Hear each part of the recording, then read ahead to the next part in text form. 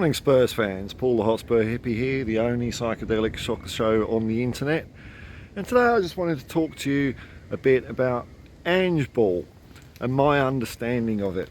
Because I've seen many a pundit and people saying on YouTube and people like this that, you know, such and such can't play Angeball. Harry Kane can't play Angeball.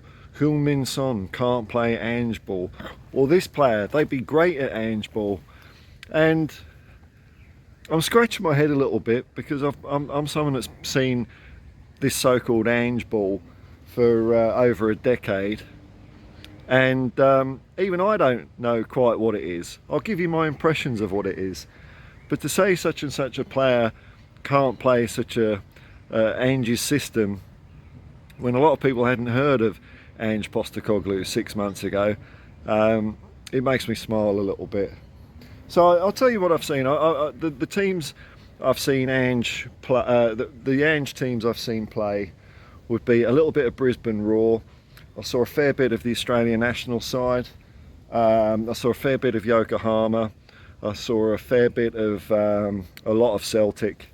And now I've seen 2 games with the big fella at the helm of Tottenham Hotspur. And in that time, the formations I've seen would be 4-3-3, 4-2-3-1, 3-4-3, even 4-5-1. I've seen wingers play wide.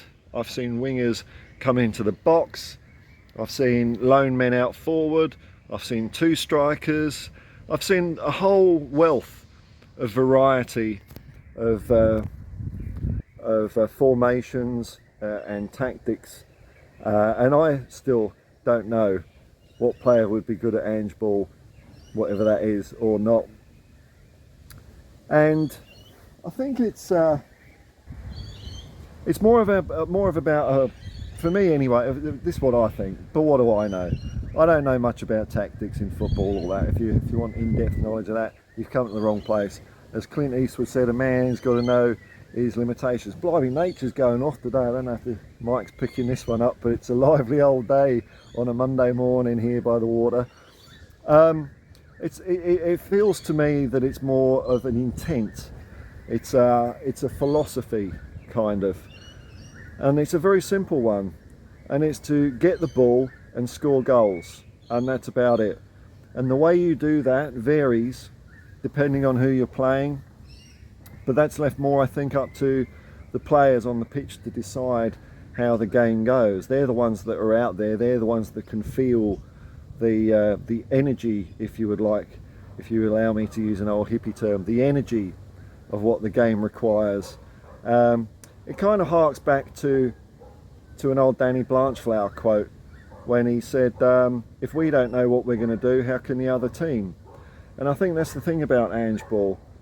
In practice, it looks to me like a very free-flowing, total football kind of enterprise, which would make sense because he was coached by Ferenc Puskás, amongst other people. He's more of a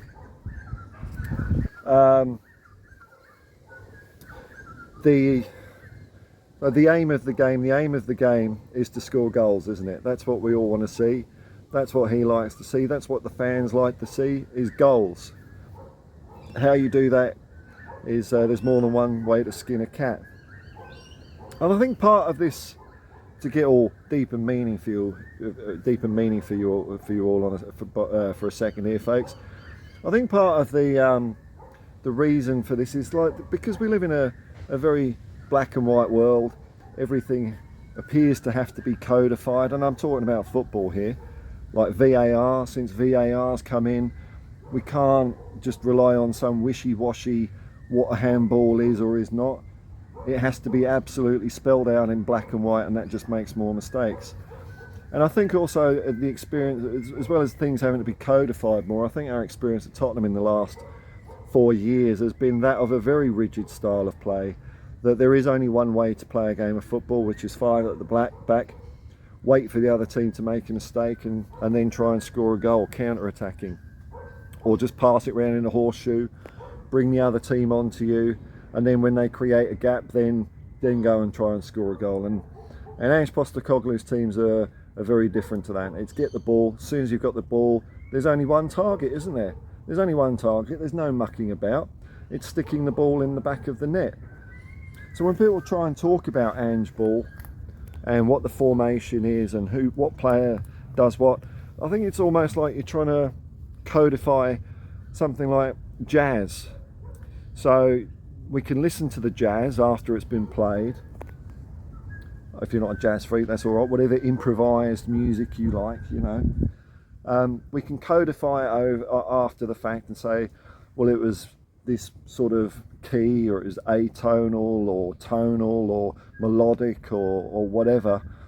But and that may be that may allow another group of musicians, if you codify it to the extreme, you can put all the dots on the lines. So a group of musicians could then reproduce that piece of music, but it would be lacking the intent and the emotion at the time and the circumstances that the music was played.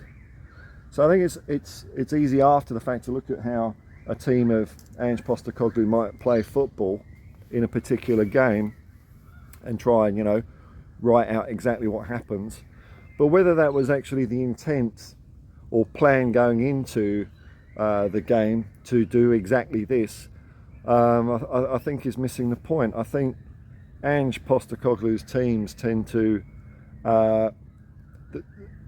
play a lot of free-flowing football where positions are interchangeable, and it depends on the opposition you're playing as to where the gaps are created.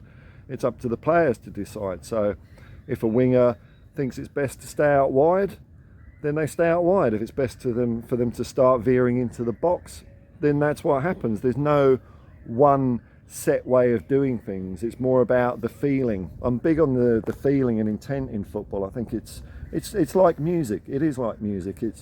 They're artists out there expressing themselves. This is how, you know, when they do it well, I'd imagine they feel free. They feel some kind of release of being able to play football in a certain way. So as to what player slots into what position under what circumstance, it develops as the game goes on. And what Ange has tended to do is, and I'm using like Celtic as an example here, he'll set them up in a certain basic way, get them playing well, but then I think, and I'm only, you know, making this bit up, I don't know what goes on in Ange's head, but I think he really feels the game of football. It's in his blood. He's grown up with it all his life. So he'll get the team developed in a certain way, and then he'll start to see the more important players that he's got, and where perhaps changes in the squad or team can enhance, can bring out the best in people. It's all about chemistry, not necessarily saying that, oh, someone is a high presser, they will do this. It's more about their motivation. Why do you want to play the game of football? What do you want to do on the pitch? What do you want to achieve? That's important for building a team and chemistry. So I can't give you any definitive answer of what Angeball really is. All I can tell you is that it is the aim of scoring lots of goals and putting a smile on the fans' faces and having success. And on that note, I'll say peace and love to you all, and come on you Spurs.